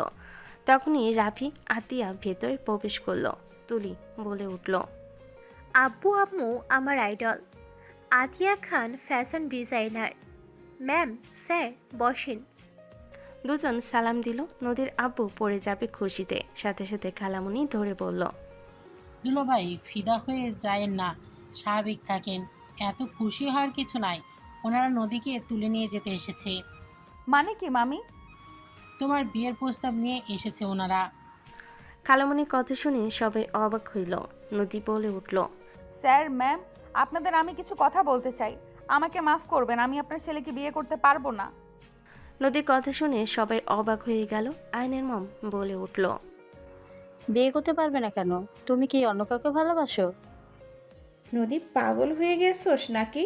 তোর কোনো ধারণা আছে কোন ফ্যামিলি থেকে প্রস্তাব এসেছে? তোর 7 কপালের ভাগ্য যে এই ফ্যামিলি থেকে তোর বিয়ের প্রস্তাব এসেছে। মামনি, তোমার কি এসব পছন্দ হয় নাই? তুমি মনে হয় দেখো নাই আমাদের গিফটগুলো, এইসব দেখাও। সব গিফট খুলে সবার মাথা চড়ক দিতে লাগলো। তুলি রূপা ডায়মন্ডের নেকলেসের কাছে গিয়ে বলল, ডায়মন্ড? এত দামি দামি জিনিস? নদী, রাজি হয়ে যা। মামনি, আমার ছেলেকে বিয়ে করলে যা চাইবে তাই পাবে। তোমাকে ডায়মন্ড সোনা সব কিছু দিয়ে মুড়িয়ে রাখবো। তুমি আমার ছেলেকে বিয়ে করে নাও। আমার ছেলে তোমাকে অনেক ভালোবাসে, আর আমার ছেলেকে তো দেখতেও খারাপ না, দেখো। নদীর আব্বু খালুমণি তুলি রূপা সবাই নদীকে রাজি হতে বলতে লাগলো। নদী বিরক্ত হয়ে বলল, নদী প্লিজ চুপ করবে তোমরা? সরি, আমার পক্ষে সম্ভব না। আমি বিবাহিত, আমার হাজব্যান্ড আছে। কথা শুনে সবাই অবাক হয়ে বলল, হাজব্যান্ড আছে? তাকে ডিভোর্স দিয়ে আমার ছেলেকে বিয়ে করে নাও। আমার ছেলে তোমাকে ছাড়া বাঁচবে না। তুমি বিয়ে করলে তোমার ফ্যামিলিকে একটা কোম্পানির সাথে বাড়ি ঘর যা লাগে সব দিয়ে দিব, আর তুমি তো রাজরানী হয়ে থাকবে। নদী, রাজি হয়ে যা। ওনারা তোর বিয়ের কথা শুনেও রাজি হয়েছে। না করিস না। ওই ছেলে না কোনো পরিচয় আছে, ওর সম্পর্কে আমরা কিছুই জানি না। নদী, রাজি হয়ে যা। আর ওই ছেলে তো তোকে ঠকাইছে, তোর সাথে প্রতারণা করেছে। তুলির উপরে প্রতিশোধ নেওয়ার জন্য তোকে জোর করে বিয়ে করেছে। দেখ, 5 মাস কেটে গেছে, তাও তোর কোনো খোঁজ খবর নেয় নাই। এমন ছেলের সাথে না থাকাই ভালো।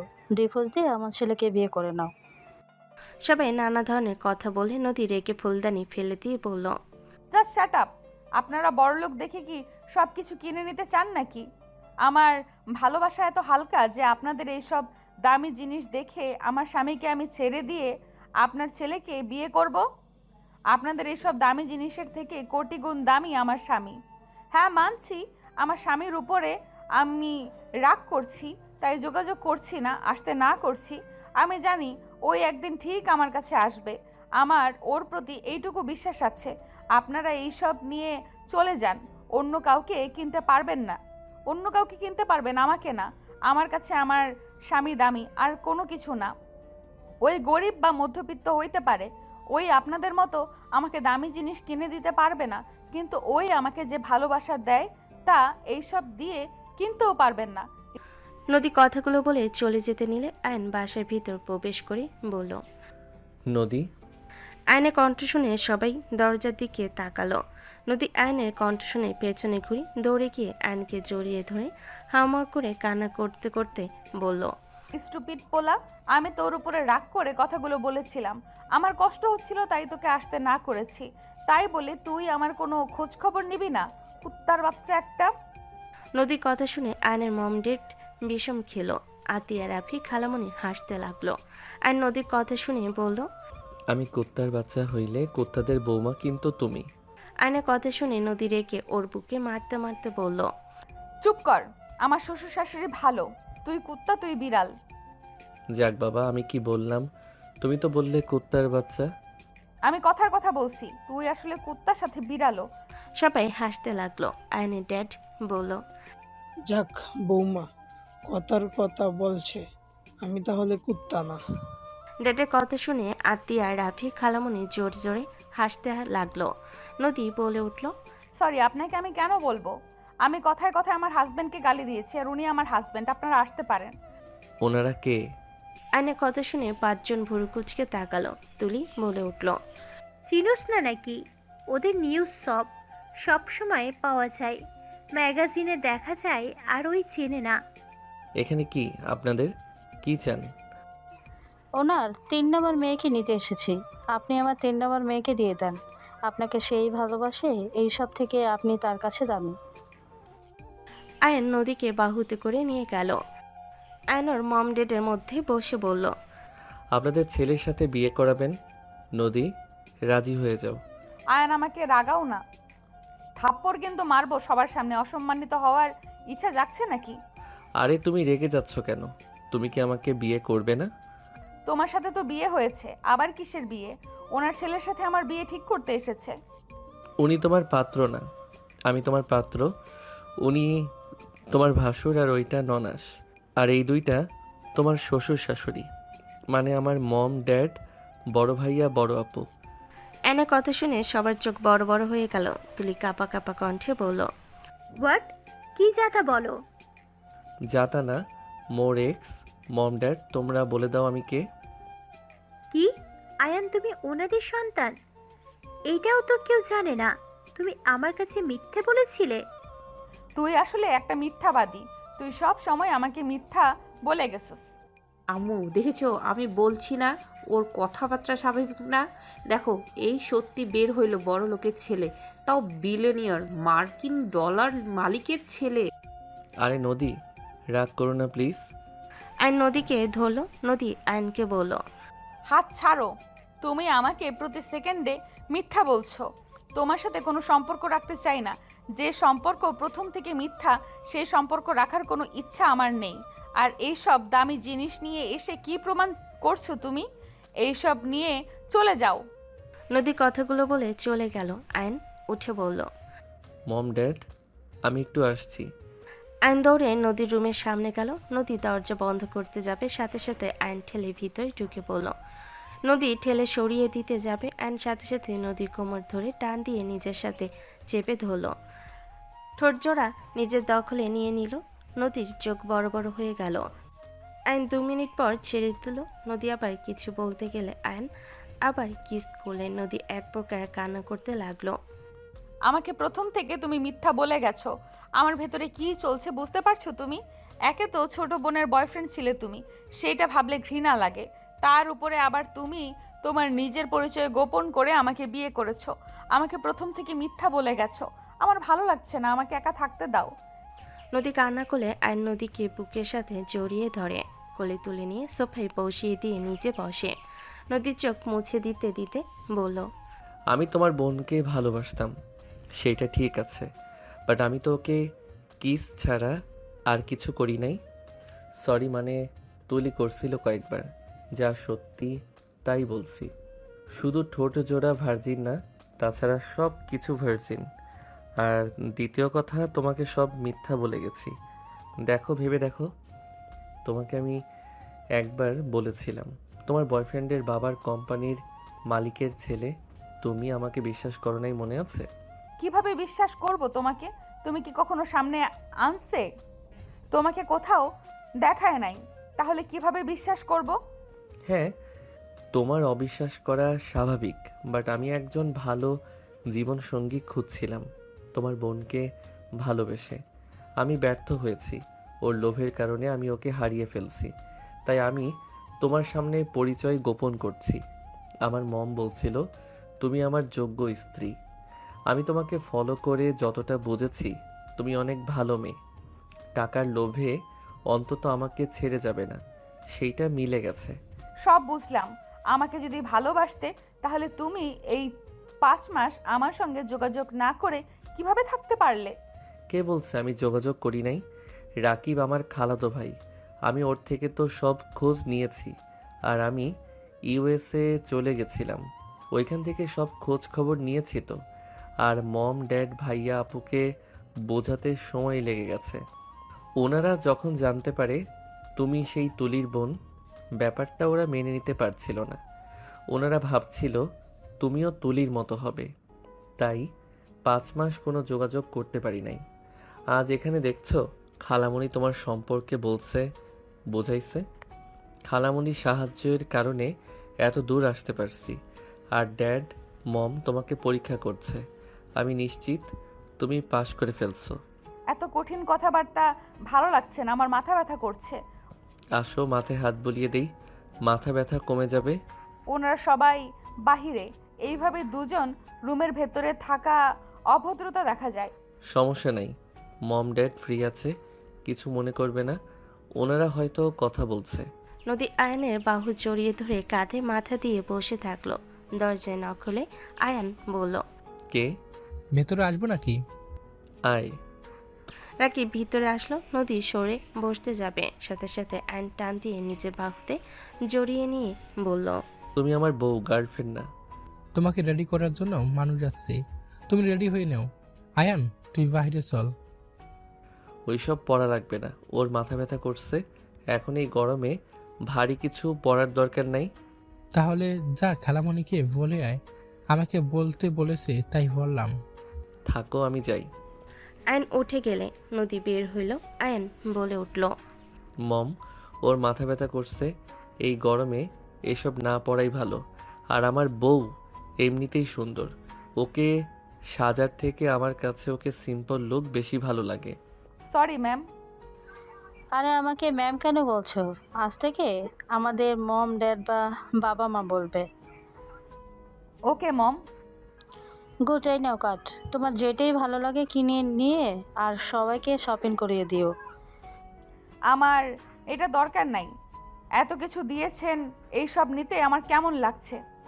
তুমি আমার ছোট ছেলের বউ, তুমি পরপর ভাবছো কেন? আমাদের যা আছে সব তো তোমার। এইসব টাকা কেন ইনকাম করছি শুনি?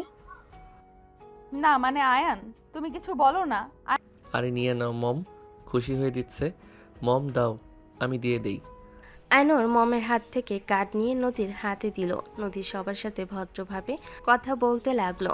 সবাই বিদায় নিতে নিলে নদী বলে উঠল, আয়ান তুমি থাকবে না? তুমিও চলে যাবে? নদীর কথা শুনে 5 জন মুচকি হাসি দিল। আয়নের মম বলে উঠল, আয়ান সাহেব, আপনি থেকে যান, আমরাই যাই। আয়ন লজ্জা পেয়ে গেল। সবাইকে নিচে গিয়ে বিদায় দিয়ে দিল। আয়ন নদীকে ধরে নিয়ে যেতে লাগলো। সবাই বাসার ভিতরে গিয়ে সোফায় বসে পড়ল। নদীর আব্বু আম্মু দীর্ঘশ্বাস ফেলে বলল, ভাবা যায় আমার বোকামের ভাগ্য তো ভালো। বাবা, তোমার সাথে খারাপ ব্যবহার করেছি, ক্ষমা করে দিও। আব্বু, ক্ষমা চাইবেন না, দয়া করে, আমি আপনার ছোট, ভুল মানুষের হয়ে থাকে। তুমি আমাকে এভাবে ধোকা দিতে পারলে? তুমি যদি আমাকে সত্যিটা বলতে, তাহলে আমি তোমাকে কখনোই ছেড়ে দিতাম না। মিথ্যা পরিচয় দিয়ে লাভ হয়েছে, আসল ভালোবাসা পেয়েছি। কথায় আছে না, লোভে পাপ, পাপে মৃত্যু। যান চলো রুমে, তোমার মাথা টিপে দেই, তুমি ঘুমালে মাথা ব্যথা কমবে। চলো। আর নদীকে কোলে নিয়ে চলে গেল। তুলি নিজের উপরে রাগ করতে লাগলো। তুলি মনে মনে ভাবতে লাগলো, উফ, আমি কেন যে লোভ করতে গিয়েছিলাম। ছি, লাস্টে কি যাকে ছোট লোক ভাবলাম আর যাকে বড় লোক ভাবলাম সে কিনা সামান্য ম্যানেজার। ছি, নিজের লোভের জন্য নিজের ভালোবাসা, নিজের আরাম জীবনটা হারাম করে দিলাম। আমাকে কতটা কেয়ার করতো, ভালোবাসতো। আমি খাঁটি হীরা ছেড়ে কয়লা বেছে নিয়েছি। দিন শেষে বোকা মেয়েটা জিতে গেল আর আমি চালাকি করে হেরে গেলাম। তুলি কথাগুলো ভাবতে ভাবতে চলে গেল। আয়ন নদীকে শুইয়ে দিয়ে আয়ন নদীর কপাল টিপে দিতে লাগলো। নদী আয়নকে বলল, আমার বুকের উপরে আসো, আমার বুকের ভেতরে অনেক কষ্ট হচ্ছে, তোমাকে হারানোর ভয় বেড়ে যাচ্ছে আমার। এইসব কি বলো? হারানোর ভয় কেন পাবে? আমি তোমাকে ছেড়ে কোথায় যাব শুনি? আয়ন কথাগুলো বলে নদীর বুকে মাথা দিয়ে শুয়ে পড়ল। নদী আয়নকে বুকের সাথে চেপে ধরে বলল, আমি শুনেছি আর দেখেছিও, ধনী মেয়েগুলো বেশি ভালো হয় না, ওরা পরিবর্তন বেশি হয়ে যায়। তুমি ওইসব পুরুষদের মতো আমাকে ঘরে রেখে বাহিরে পরকিয়া করবে না তো? আমি তোমার পাশে কাউকে সহ্য করতে পারবো না। আমি যদি অন্য কারো হওয়ার ছিলাম আগে হতে পারতাম। তুমি তুলিকে এত ভালোবাসতে, সেখানে আবার আমার প্রেমে পড়লে। এইভাবে যদি আবার অন্য কারোর প্রেমে পড়ে যাও, তখন তো আমি নিজের জীবন দেওয়া ছাড়া আর কোনো উপায় দেখব না। নদী চুপ, বাজে কথা বলো না। আমি তুলিকে ভালোবাসতাম, কিন্তু তুলি আমাকে ধোঁকা দিয়েছে। ও আমাকে কখনোই সত্যি করে ভালোবাসে নাই। ওই আমাকে সত্যি ভালোবাসলে আমি কখনোই তোমার কাছে আসতাম না। আমার আসার প্রয়োজন হইতো না। আমি এক নারীতে আসক্ত হতে পারি, আর আমার মনে যদি কুচিন্তাও আসে, আল্লাহ যেন আমাকে সঠিক পথের হেদায়েত দেন। আমি তোমার সাথে সারা জীবন কাটিয়ে দিতে চাই। মাথায় রেখো, ঘরে তোমার বউ আছে, অন্য নারীর দিকে তাকালে চোখ তুলে নিব। নদীর কথা শুনে আয়ন মুখ তুলে হেসে দিল, কপালে চুমু দিয়ে বলল, ওকে ম্যাম, মনে রাখবো। আমার ঘরে সুন্দরী একটা বউ আছে। আমার বাহিরে কোনো নারীর দিকে তাকানো উচিত না। জি। একটু আদর করি। আদর পাচ্ছে, বাট বাসর রাতে একদম ফ্রেশ জিনিস উপহার দিতে চাই। নদীর কথা শুনে আয়ন ফিক করে হেসে বলল, ম্যাম, এখন টেস্ট করলেও সেই আমি, আবার বাসরাতেও আমি। তাহলে? নদী তাহলে বলতেই আয়ান সাথে সাথে ঝাঁপিয়ে পড়ল। নদী আয়নকে খামচি দিয়ে ধরল। আয়ন কিস করতে লাগলো। আয়নের ঠোঁটের স্পর্শে নদী মাতাল হয়ে যেতে লাগলো। নদী নিজেকে কন্ট্রোল না করে আয়নের উপর ঝাঁপিয়ে পড়ল। দুজন একে অপরকে আদর করতে করতে ক্লান্ত হয়ে গেল। আর নদীকে বুকে জড়িয়ে শুয়ে পড়ল। নদী লজ্জায় আয়নের দিকে একবার মুখ তুলে আবার বুকে মুখ লুকিয়ে নিল। কি ব্যাপার, আমার বউ কি আমাকে দেখে লজ্জা পাচ্ছে? অল্প অল্প। তাই দেখি লজ্জাটা কোথায়। আর নদী থুতনি ধরে একটু উঁচু করে ধরল। নদী লজ্জায় চোখ বন্ধ করে নিল। আর নদীর ঠোঁটে আলতো করে কিস করে বলল, আমার লজ্জাবতী বউটাকে অনেক সুন্দর লাগছে। জান, আমি একটু কলটা ধরি। ধরো। আয়ন কল রিসিভ করতেই ও পাশ থেকে রাকিব বলল, আদর কম খা, বাসায় আয়। কি হয়েছে সেইটা বলো। নানু বাড়ির সবাই চলে এসেছে, তোকে নিয়ে হাসাহাসি শুরু করেছে। শুন, বিয়ে তো হবে, এখন বাসায় আয় তো। বিয়ের পর তো বউ তোর সাথে থাকবে। আচ্ছা, আসছি। কই যাবে? সাউন্ড জোরে দে তো। দিচ্ছি।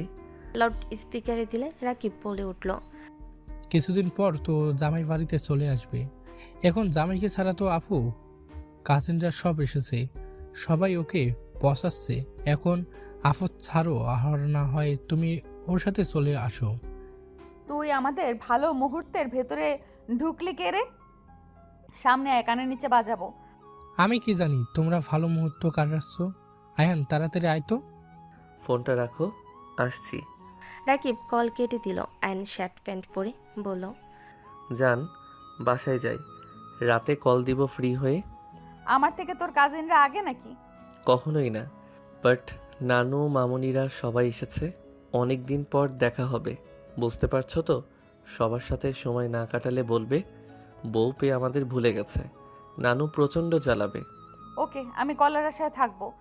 ঠিক আছে, আমি কল বা SMS দিব। আয়ন নদীর ঠোঁটে আলতো করে কিস করলো। নদী পোশাক পরে নিল। আয়ন বের হয়ে গেল। নদী খাটের উপর শুয়ে পড়ল। মাথায় হাত দিয়ে রেখে এক পা আরেক পায়ের উপর রেখে ভাবতে লাগলো। হঠাৎ করে রূপা তুলি ঢুকে পড়ল। নদী, কি করিস? নদী উঠে বসে পড়ল। নদী বলল, কিছু না আপু, কিছু বলবে? চল তোর গিফটগুলো দেখি। তোমরা যাও, আমি আসছি গোসল করে। রূপা ভিলেন মার্কা হাসি দিলে নদী লজ্জা পেয়ে গেল। তুলি হাত মুঠো করে নিল। তুলি রাগে ভাবতে লাগলো, আমাকে নাকি ওই ভালোবাসে, অথচ আমার বোনের সাথে কি গভীর সম্পর্ক। সব মিথ্যা, ওর সব কিছুই মিথ্যা ছিল। ওকে, গোসল করে আয়, আমরা যাই। নদী গোসল করতে চলে গেল। আয়ন বাসায় গিয়ে গোসল করে সবার সাথে আড্ডা দিতে লাগলো। এদিকে নদী গোসল করে সবার সাথে বসে থেকে সব দেখতে লাগলো। যত দেখছে তত অবাক হয়ে যাচ্ছে। নদীর আম্মু বলল, এত দামি দামি জিনিস যত্নে রাখতে হবে নদী, তোর ভাগ্যটা এত ভালো। নদী সবার কথা শুধু হুম হুম করতে লাগলো। আর ফোনে আয়নের SMS এর অপেক্ষা করতে করতে বারবার মেসেঞ্জারে চেক করতে লাগলো। আয়ন SMS দিলে নদী খুশি হয়ে গেল। নদী রাগী ইমোজি দিয়ে বলল, এত ঘন্টা পর আমার কথা মনে পড়লো নাকি? কাজিন পেয়ে মনে হয় আমাকে ভুলে গেছো। মেয়ে কাজিন কয়টা? আয়ন ভিডিও কল দিল। আয়ন কল দিলে নদী বলল, কল কেন দিয়েছো? ওয়েট, দেখাই। আয়ন সামনে ক্যামেরা ধরে দেখে ওর বেডের উপরে কেউ শুয়ে আছে, কেউ বসে আছে। নদী সবাইকে দেখে হাই দিল। নদী সবার সাথে কথা বলতে লাগলো। তুলি, রূপা, নদীর আম্মু রুমের ভিতরে সব কিছু দেখতে লাগলো। তুলি বলে উঠল, এটা তোমার রুম নাকি? না, এটা আমার আড্ডা দেওয়ার রুম। এখানে সব কাজিনরা আসলে আড্ডা দেয়, গেম সব কিছু আছে এই রুমে। তোমার রুম দেখাও। ওয়েট, দেখাচ্ছি। আয়ন রুম থেকে বের হলে আয়ন দেখাতে লাগলো। সবার চোখ সানাবড়া হয়ে গেল। আয়ন ওর রুমে ঢুকলে নদীর আম্মু বলে উঠল, আমাদের পুরো বাসার মতো একটু রুম, এত বিশাল বড় রুম। ওই আর কি, ওই সাইডে কি রাখছো? তোমার শাড়ি গয়না আছে, আর ওই সাইডে জিনিসপত্র আম্মু। এই পাশে তোমার জন্য সব করে ফেলছে একদিনে। একদিনেই? ওয়েট, তোমাকে দেখাই। অ্যান আলমারি খুলে সব দেখাতে লাগলো। তুলির মাথা খারাপ হয়ে গেল। রুমে সব দেখাতে লাগলো। আয়ান বলে উঠল, তুমি আসলে তোমার মন মতো রুম সাজিয়ে নিতে পারো। আপাতত আমার পছন্দের সাজানো আছে। চেঞ্জ করার দরকার নেই, আমার চয়েস থেকে তোমার চয়েস সুন্দর আছে। কি? তাহলে তোমার চয়েস বাজে? তাহলে আমি বাজে দেখতে? সবাই হাসলে। নদী ভ্যাপাচাকা খেয়ে বলল, আমি কখন বললাম? তুমি না বলে তোমার চয়েস বাজে, তাহলে তোমার সব চয়েসের মধ্যে তো আমিও আছি। ও ফাজিল, কোনো কথা? ও ফাজিল, কোন কথা কোন দিকে নিয়ে গেছো? ওইসব রাখো, আমার ব্যালকনি দেখাও। ওয়েট। আয়ান বেলকুনিতে গেলে নদী বলে উঠল, ওয়াও, আমার স্বপ্ন ছিল এমন একটা আমার ব্যালকনি হবে। আমার স্বপ্ন পূরণ হয়ে গেছে। নদী, তোর বলা বর্ণনার মতোই ব্যালকনিটা। তোর ভাগ্য আসলেই ভালো, তোর সব স্বপ্ন পূরণ হয়ে গেল। তোমার পছন্দ হয়েছে? হ্যাঁ। ভাবি, কিছু বলবেন? আয়নের কথা শুনে ওর ভাবি রুমের ভিতরে ঢুকে বলল, কার সাথে কথা বলো? তোমার বউয়ের সাথে কথা বলতে দিবে না নাকি? আয়ন ফোন নিয়ে গিয়ে ভাবির সামনে ধরে বলল, নদী আমার বড় ভাইয়ের ওয়াইফ। উনি তো ডক্টর জেরিন খান। আসসালামু আলাইকুম ভাবি, কেমন আছেন? আয়নের ভাবি বলে উঠল, ওয়ালাইকুম আসসালাম। আলহামদুলিল্লাহ, তুমি কেমন আছো? আমার দেবরের সাথে শুধু কথা বলবে? আমাদের সাথে বুঝি কথা বলা যায় না? না মানে ভাবি, আসলে আমার ভয় লাগে, কি দিয়ে কি বলবো। নদীর কথা শুনে ভাবি হেসে দিয়ে বলল, আমারও প্রথম প্রথম এমন ভয় লাগতো। আমি তো আমার ননদকে দেখে ভয় পেতাম। আতিয়া মুখ গম্ভীর টাইপের, আমি ভাবতাম অনেক রাগী। আমি ভয়ে লজ্জায় কথাই বলতাম না। এখন তো সবাইকে চিনি জানি। তুমিও আসো, সবাই অনেক ভালো, মিশুক। আর আমার শ্বশুর শাশুড়ি তো কোনো কথাই নেই। তুমি তো তাদের সাথে থাকবে মনে হয়। তোমার তো আর 1 বছর পড়াশুনো করতে হবে, তারপর তো ইউএসএ চলে আসবে। ইউএসএ যাব? দিবেশ অবাক হইল। ভাবি বলল, থাকো, নানু ডাকে, যাই। আয়নের কাছে ফোন দিল। নদী বলে উঠল, দেশের বাহিরে যাব। আর তুমি আমার কাছে আসলে তো তোমার পরীক্ষা শেষ হইল, আমি তোমাকে নিয়ে দেশে দেশে ট্যুর দিব। আর আমরা তো দেশে থাকি না, সব ইউএসএতে থাকি, জানো তো। আমার জন্ম এখানে, আমার থাকা পড়াশোনা সব ওইখানে। তুমি তাও ভালোই বাংলা বলতে পারো। আমি অনেক ভাষা জানি। রাতে কথা হবে। আয়ন কল কেটে দিল। নদী খুশিতে বলল, আল্লাহ আমার দোয়া এক এক করে সব কবুল করে নিচ্ছে। ঠিক, তোর সকল স্বপ্ন পূরণ হচ্ছে। থাকো, রুমে যাই, ঘুমাবো। নদী ঘুমাতে চলে গেল। 8 দিন পর আয়ান নদী বড় অনুষ্ঠান করে বিয়ে হলো। নদী বাসর ঘরে বউ সেজে বসে আছে। ওর বোনেরা কাজিনরা মজা করছে। আয়ান তুলি একটা রুমে দাঁড়িয়ে আছে। আয়ান বলল, তোমার ভাগ্য তুমি নষ্ট করছো, আমাকে দোষ দিবে না। আমার শালিকা হও, শালিকা হিসেবে অনেক কিছু পাবে। আমি তোমাকে চাই, আমার কোনো কিছুই লাগবে না। আমি তোমাকে ভালোবাসি, আমি তোমাকে ছাড়া বাঁচবো না। তুলি আয়নকে জড়িয়ে ধরতে যাবে, সাথে সাথে আয়ন কপালে হাত দিয়ে সরিয়ে দিয়ে বলল, অতি লোভ করো না, যেটা পাচ্ছ সেটা নিয়ে সুখী থাকো, অল্পতে খুশি থাকা শিখো। লোভ খুব খারাপ জিনিস। তোমার হবু হাজবেন্ড নিচে আছে, তাকে সময় দাও, এমন কিছু করে ওইটাকেও হারায়ও না। ভালো থাকো। আয়ান চলে গেলে তুলি হাঁটু গেড়ে বসে কান্না করতে লাগলো। আয়ান ভাবতে লাগলো, বলেছিলাম আফসোস করবে, আমার কথা শোনো নাই।